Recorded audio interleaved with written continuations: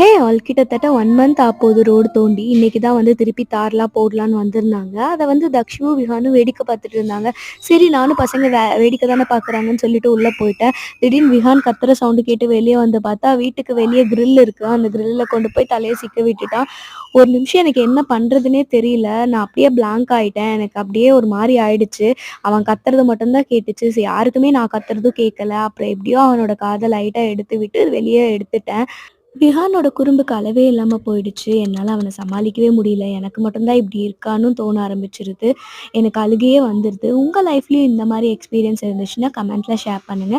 அம்மாவா இருக்கிறது ரொம்பவே கஷ்டம் தான். ஆனா இவ்ளோ கஷ்டமா இருக்கும்னு நான் எதிர்பார்க்கவே இல்ல. திட்டவும் முடியல, கோவத்த காட்டவும் முடியல. அப்படி ஏதாவது கோவத்த காட்டினாலும் உடனே சாரின்னு சொல்லி வந்து கட்டி புடிச்சுடுறா. அதுக்கப்புறம் திட்டவே மனசு வரமாட்டேங்குது.